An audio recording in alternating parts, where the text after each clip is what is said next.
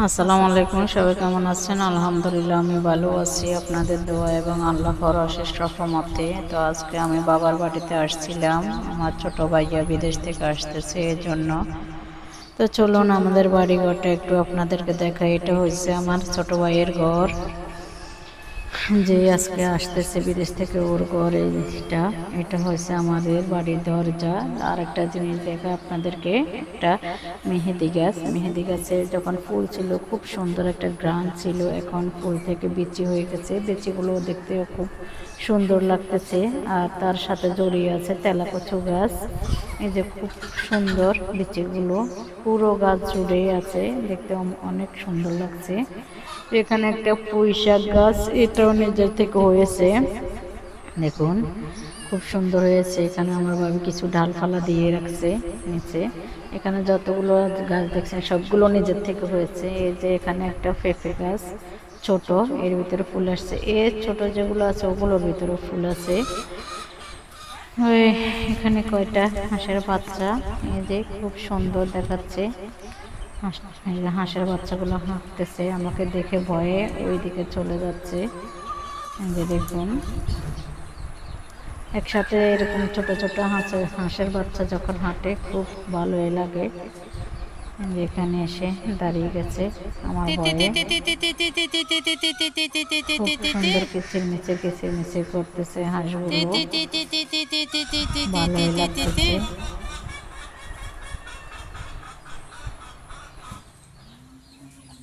এখানে পোকা, অনেকগুলো পোকা দৌড়াদৌড়ি করতেছে, ওগুলো খাওয়ার জন্য এরা ছটফট করতেছে, দৌড়াদৌড়ি করতেছে। এখানে একটা মুরগি ঢুকছে ডিম পাড়ার জন্য খোয়ারের ভিতরে। এটা হচ্ছে মুরগির খোয়ার। এখানে কয়টা মুরগি দেখা যাচ্ছে। আর এই যে দোলনাটা, এটা আমার বিয়ের অনেক আগে, এটার ভিতরে আমি দোল খেতাম। আগে কেউ ছিল না, শুধু আমি ছিলাম তখন। এখন তো বাচ্চা কাচ্চারা হয়েছে, বাচ্চারা হয়েছে, এখন ছোট ছোট বাচ্চাদের যে দুইটা আছে ওগুলো দিয়ে। যে টিনের ঘরটা দেখতেছেন ওটা হচ্ছে আমার বাবার দেওয়া ঘর, আমার বাবার আমলের। আমার বয়স তখন 4 বছর ছিল। এখন আমারও নাতি হয়ে গেছে, মেয়ে বিয়ে দিচ্ছি, নাতি হয়ে গেছে, এখন অনেক বয়স হয়েছে, 34 বছর বয়স হয়ে গেছে। এই ঘরটা 30 বছর আগের। আমি এখন চলে আসলাম রান্নাঘরে, চুলা ধরিয়ে দিয়েছি, চুলার উপরে বসে দিয়েছি আমাদের নোয়াখালীর বিখ্যাত জাল খোলা। এই যে আপনাদেরকে দেখায়, চুলার উপরে আমার ছোটো ভাই, আমার বাইরা, আমরা সবাই একটু জাল খোলা পছন্দ করি। আমাদের লোকাল ভাষায় বলে লরকা মাছ, আমরা লরকা মাছ দিয়ে জাল খোলা দিয়েছি। তো রান্নাটা আমি বসিয়ে দিলাম। এখানে আমি তেজপাতা দিয়ে পেঁয়াজ বাটা দিয়ে একটু নেড়ে চেড়ে ভেজে নেবে। এরপরে আদা রসুন দিব। এগুলো হয়েছে চিংড়ি মাছের জন্য। চিংড়ি মাছগুলোকে আগে থেকে হালকা একটু ভেজে রেখেছিলাম। এখন আমার মশলাগুলো ভাজা হয়ে গেছে, আমি এর সাথে একটু পানি অ্যাড করে দিব, যেন আরও একটু ভালো করে কষানো হয়ে যায়। এই যে আমি পানিগুলো অ্যাড করে দিয়েছি। তো এগুলো ভালো করে কষানো হয়ে আসছে, চিংড়ি মাছগুলো ঢেলে দিব। হ্যাঁ দেখুন, হ্যাঁ মাছগুলোকে ঢেলে দিচ্ছি, হালকা ভেজে রাখা মাছ। এগুলোকে একটু নেড়ে চেড়ে একটু ঢাকনা দিয়ে রাখবো। ভালো করে এগুলো কষানো হয় বলে জলের ভিতরে আর একটু জল আমি অ্যাড করে নিচ্ছি। যে আমার সুন্দর করে কষানো হয়ে গেছে, হালকা একটু জল দিব যেন ভালো করে হয়ে যায়। আমি কিন্তু আবার জল রাখবো না চিংড়ি মাছের ভিতরে, এগুলো ভাজা ভাজাই করবো, মশলাগুলো ভাজা ভাজাও করবো। কয়টা কাঁচামরিচ দিয়ে দিব, এখন মাঝখান থেকে চিড়ে 3-4টা কাঁচামরিচ দিয়ে দিলাম। আমি মরিচের গুঁড়া দিয়ে দিচ্ছি, এর জন্য কাঁচামরিচটা কমে দিচ্ছি। এখন আমার মাছগুলো হয়ে গেছে, ধনিয়া পাতা দিয়ে নামিয়ে নিলাম। এরপরে আমি চিকেন ফ্রাই করব।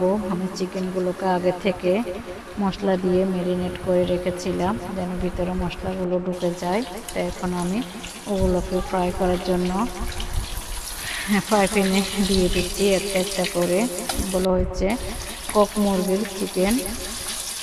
কখনো এমনিতে রোস্ট করতেছি না, ঝোল কেউ তো খাবে না, সব তরকারির ভিতরে ঝোল আছে, এই জন্য চিকেন ফ্রাই করতেছি। আমি এগুলো একে একে সবগুলোকে ভেজে নিচ্ছি। যে খুব সুন্দর একটা কালার আসছে, আমি একেবারে হালকা তাপে দিয়েছি, লো হিটে ভাজা করলে জিনিসগুলো দেখতে উপর থেকে সুন্দর লাগে, ভিতরেও সুন্দর করে হয়ে যায়। যদি হাই হিটে দিই তখন দেখা যাবে ভিতরে কাঁচা থেকে যাবে, উপরের সাইড পুড়ে গেছে, কালো হয়ে গেছে। আমার মাংসগুলোর কালার দেখলে বুঝতে পারবেন খুব সুন্দর করে আস্তে আস্তে হচ্ছে, অনেক সময় লাগছে। এই যে খুব সুন্দর করে হয়ে গেছে। অনেকগুলো মাংস ভাজা করলাম, তো ওগুলো আপনাদেরকে দেখালাম না, কয়দিকে ভিডিও করবো, এজন্য আমি প্যানের ভিতরে কড়াইয়ের ভিতরে দেখালাম। এরপরে আমি ট্যাংরা মাছ বসিয়ে দিলাম চুলের উপরে। ট্যাংরা মাছগুলো সুন্দর করে কষানো হয়ে যাক, আমি এখন একটু এগুলোকে ডেকে দিব। ডেকে দেওয়ার পরে এই যে আমার ঢাকনা উঠিয়ে নিলাম, মাঝখানে দেখানো হয় নাই অনেকগুলো। আমার মাছগুলো রান্না হওয়ার পরে আমি এগুলো ধনিয়া পাতা দিয়ে নামিয়ে নিয়েছি। এখন আমি এখানে বসিয়ে দিলাম হাঁসের মাংস। তা আমি হাঁসের মাংসগুলো কষা করব, যে জলগুলো দেখতেছেন কষানোর জন্য দিয়েছি, শুধু ওগুলো দিয়ে করব একেবারে লো হিট 500 ওয়ার্ডের তাপমাত্রা দিলাম। এই যে খুব সুন্দর করে আমার হাঁসের মাংসগুলো আস্তে আস্তে কষানো হচ্ছে। আমি আর কোনো পানি অ্যাড করব না এগুলোর ভিতরে। হাঁসের মাংস কষানো খেতে আলাদা একটা মজা। এরপরে ওগুলো হয়ে যাওয়ার পরে আমি এখানে কবুতরের মাংস বসিয়ে দিলাম, রেখে দিব কিছুক্ষণ কষানো হোক। এগুলো হয়ে গেলে নামিয়ে নেব। যে খুব সুন্দর করে কষানো হয়ে গেছে আমার কবুতরের মাংসগুলো। ভিডিওর ভিতরে কালারটা অতটা সুন্দর আসছে না। এই যে এখন এগুলোকে আমি নামিয়ে নেব। খুব সুন্দর মতো আমার মাংসগুলো হয়ে গেছে, দেখতেছেন আপনারা হয়তো বুঝতেছেন। এরপরে আমি এখানে পেঁয়াজ ফেরেস্তা করে নিচ্ছি কিছুটা পোলাওর জন্য। পোলাও করবো, আমি পোলাও পাতিলটা এখন গ্যাসের চুলে বসিয়ে দিলাম। ইলেকট্রিকের চুলাতে পোলাও করতে সুন্দর হয় না, করতে গেলে নিচে বেজে যায়, লেগে যায়। এই জন্য আমি আস্তে আস্তে এখানে চাউলগুলোকে পেঁয়াজ আদা রসুন বাটা দিয়ে ভেজে নিচ্ছি।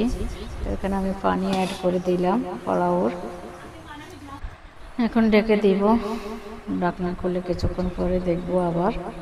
তো দেখুন খুব সুন্দর করে আমার পোলাওগুলো একেবারে জড় হয়ে গেছে। আমি এর ভিতরে ফেরেস্তাগুলো দিয়ে দিলাম। আমার রান্নার কাজ শেষ। এখন চলুন ঘরে যাই, আপনাদেরকে আমাদের ঘরটা একটু দেখাই। এটা আমাদের রান্নাঘর, আর এখানে আমাদের এটা হচ্ছে আমার বাতিজাদের রুম। ওরা ছোট ছোট, বড়টার বয়স 9 বছর, ছোটটার বয়স 6 বছর। বড়টা বাড়িতে থাকে না, ও থাকে মাদ্রাসায়, ওকে বোর্ডিংয়ে দেওয়া হয়েছে। ও আসলে 2 ভাই এখানে থাকে, আমার বাবির কাছে থাকে না। আলহামদুলিল্লাহ এদিক দিয়ে খুব সুন্দর। আমার বাতিজারা খুব ছোটকাল থেকে আমার বাবিকে ছাড়াই থাকে, ওরা এই রুমে থাকে। আমার বাবির রুমে থাকে, ওরা একাই থাকে। ওদের সাহস আছে বলতে গেলে। এই বয়সে আমরা কিন্তু একা থাকতাম না মাকে ছাড়া, ওরা একা থাকে। তো এটা হচ্ছে আমার বাবির রুম। এখানে আমার ছোট ভাইয়া আসছে, ও ঘুমাচ্ছে। আর এটা হচ্ছে আমাদের ডাইনিং রুম। এখানে আমি লাইট দেওয়ার চেষ্টা করতেছি, অনেকগুলো সুইচ, কোনটা টিপবো টিপতে টিপতে একেবারে হয়রান হয়ে যাওয়ার অবস্থা হয়ে যায়। অনেকগুলো সুইচ একসাথে দিয়ে রাখছে, কাকে দিয়ে কাজ করাইছে জানি। ও যে আমি পেয়েছি, এখন লাইট দিলাম। এটা হচ্ছে সিঁড়ি, আমাদের ছাদে ওঠার সিঁড়ি এটা।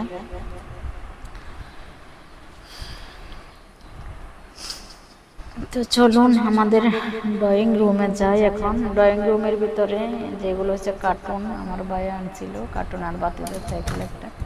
ড্রয়িং রুমের ভিতরে এটা মেন দরজা এসএসের, আর এটা হচ্ছে ড্রয়িং রুমের দরজা। আমার বড় ভাই ঘুমাইতেছে, ও ভাইয়াকে আনতে গেছিল, রাতে ঘুমানো হয় নাই, গাড়ির ভিতরে ছিল। এই জন্য বেডের দেখাচ্ছি না, বেডের উপরে আছে আমার ভাই, বড় ভাই। আস্তে আস্তে দরজা খুলছে, আবার লক করতেছি যেন আওয়াজ না হয়, ভাইয়া ঘুমাচ্ছে এই জন্য।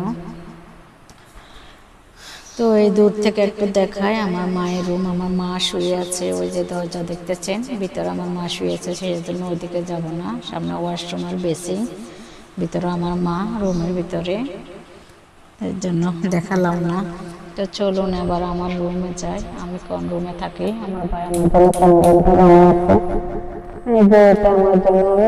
থাকি না, বাবার বাড়িতে আসি না তেমন। আসি হয়তো সকালে আসছি, বিকালেতে হয়তো 1 রাত 2 রাত এরকম থাকে কোনো সময়, অনেকদিন পরে আসি, বেশি থাকি না। তবুও ভাই আমার জন্য রুম একটা বরাদ্দ রেখেছে যে এখানে এটার ভিতরে আমার বোন আসলে বোন থাকবে।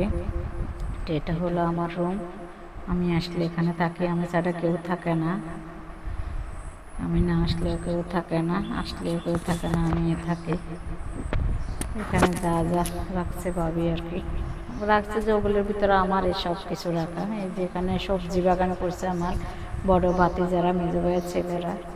এখানে ড্রেসিং টেবিল, আলনা, আলনার ভিতরে ভাবি হালকা একটু কাপড় চোপড় আছে। এখানে একটা ওয়ার্ড্রপ, আলমারি। তো এখানে আমার জন্য কিছু জিনিস রাখা হয়েছে, আসলে যেন আমি ব্যবহার করতে পারি এর জন্য। যে এখানে আবার এখন চলুন আমরা টেবিলটা সাজিয়ে নিয়েছি। বড় ভাই আর ছোট ভাই ভাতিজারা মা একসাথে বসে এখানে খাবে। তো এই যে আজকের আইটেম এগুলো করছি, বেশি আজকে এই পর্যন্ত। ভালো থাকবে।